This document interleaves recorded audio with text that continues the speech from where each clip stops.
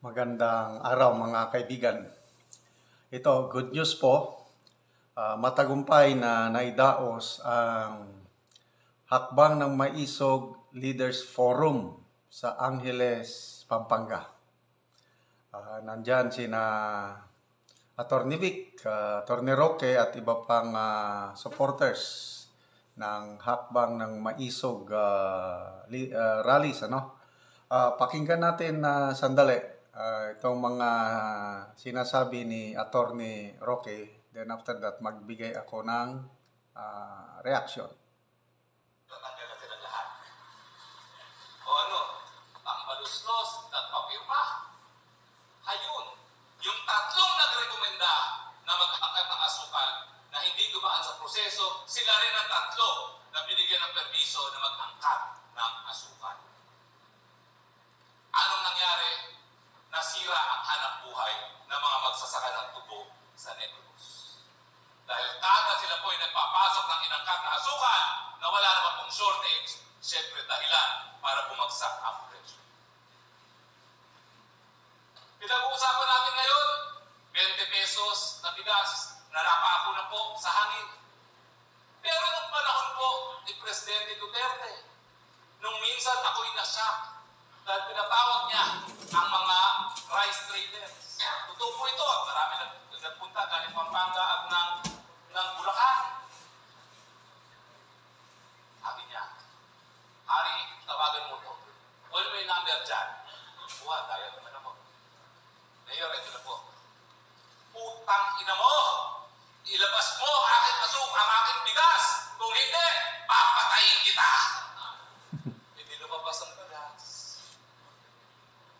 Nasa na yung mga ganun na yun? Napatuloy na pataas ang presyo ng bigas samantalang siya'y nangako na 20 pesos ang magiging kada kilo ng bigas. Nasaan ang accountability? Sunod-sunod ang pagsuspinde sa mga lokal na opisyal. Commonality, sumuporta sa maiso. Tama ba yun? Samantalang mga nagkulay nagpapasasa, palibasa mga sipsip, walang kahit anong parusa. Accountability para rin panahon ni Marcos Sr. kung saan ang mga cronies na hanggang ngayon po ay naroriyan, sila po ang nakikinabang dahil sila po ay binibigyan ng espesyal na pabor ng gobyerno. Buti nga sa kanila dahil marami sa kanilang cronies na ginamit na dami, hindi binalik ang kanilang mga ari-arian. Mabuti nga sa inyo. Peace and security. Nasa kami. Na all of a sudden, biglang meron na namang usapin, kapayapaan sa panig ng terorista ang CPP-NPA. Binagsagan na pong terorista ang CPP-NPA, hindi lamang ng Amerika, hindi lang ng European Union, pati na po ng Pilipinas. Bakit ka papasok sa usaping kapayapaan sa mga terorista? Hindi ba ang pulisya is we never, ever negotiate with terrorists? Pero ngayon po, sinong kakampi ni Tambaluslos sa Kongreso? Mga legal fraud. Now, terorista, CPP-NPA, na ngayon ay nagreklamo sa red tagging kuno. Dito sa Pampanga, dahil alam ko po, ang naging pag-aalsa ng mga kababayan natin dito, wala po dito ang CPP-NPA. Ang narorito po ay yung tunay na nagsusulong ng demokratikong sosyalista na dati-rati po ang tawag ay PDP. Ang problema nga lang po sa kanila, napakatatanda na. Kung maalala nyo, nung linitis ko yung Amerikano para sa pagpatay ng Jennifer Laude, sila po yung mga matatandang babae na nagrarally sa lahat sa labas ng hukuman. Sila po yung PKP dati. At hanggang ngayon, hindi makapasok sa gitnang Luzon ang terorista CPP-NPA. Yan naman po ibig sabihin ng tunay na kapayapaan. Kinakailangan makamit ang kapayapaan pero hindi po sa panig ng gobyerno at ng mga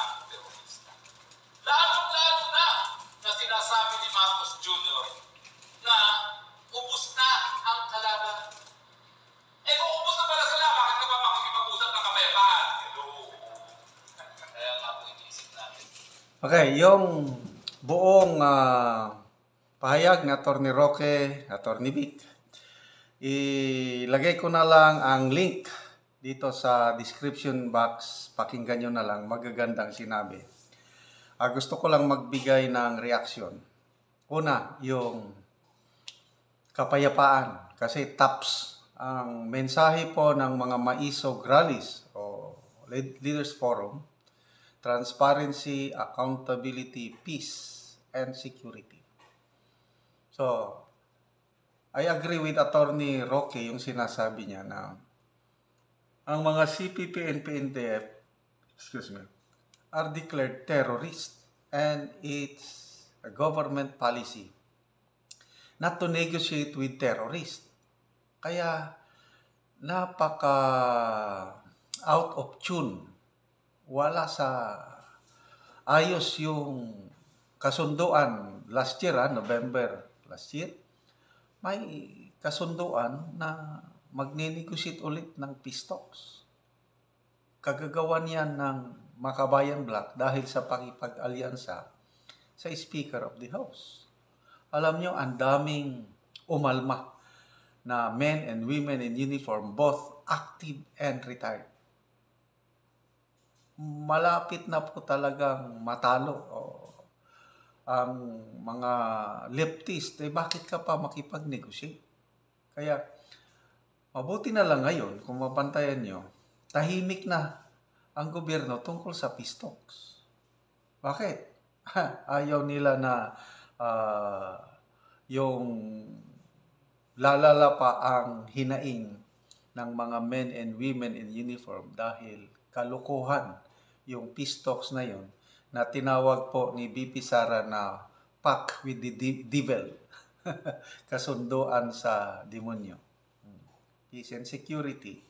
Ito pa, yung lumalalang tensyon sa West Philippine Sea. Sabi, ang number one na biktima ang mga mangingisda kasi palagi na silang hinaharas ngayon sa pangingisda. Yung fishing ban ng China, delikado yun. Huhuliin nila ang mangisda dyan sa West Philippine Sea. Kawawa ang mga mangingisda natin na sa ginawang hearing ng mga kongresista, pinatawag ang mga mangingisda sa Zambales. So, napakaganda yung pahayag ng mga mangingisda na panahon ng Aquino administrasyon, hinaharas sila ng China. Pagdating ni PRRD, walang harassment. Malaya silang makapangisda. Pag upo ng administrasyong ito, yun, bumalik na naman ang harassment. So, yung gusto nilang idiin, pasamain, yung gentleman's agreement ni PRRD, lalong pabor, lalong naisiwalat na mas nakatulong sa mga mangingisda yung diplomasya ni PRRD noon. O ngayon, yung sa BRP Sierra Madre, anong nangyari? Resupply ng mga sundalo, hinuhuli na ng mga inchik. Tapos, ipinakita na ng armed forces yung dikit na ang mga Chinese Coast Guard at ang ating mga sundalo nag-aagawan sa mga supplies na in-airdrop. Delikado yun. Kung nagkabanggaan, nagkainitan, nagkaputukan, nako, may madidisgrasya. Sabi ng ating Pangulo, matapang, pag may namatay na isang Pilipino sa West Philippine Sea, gera na yun. Magpapatulong na siya sa Amerika, makipaggera na tayo sa China. Nako, delikado tayo yan. Ako, kahit anong sinasabi ng Amerika, hindi ako anti-America. Maganda ang American ideals of government, democracy, freedom, liberty, ang ganda. Kailang yung promise nila na tutulungan tayo sa giyera with China, hindi ako maniwala doon. Kasi sinong bansa, sinong may matinong pag-iisip na politiko sa Amerika, mga congressman, mga senador na mag-declare ng giyera with a superpower over the death of a Filipino? Ako, malayo sa katotohanan. So, delikado. Peace and security. Nandito na sa ating bansa ang medium range capability missile systems ng Amerika na kayang targetin ang China.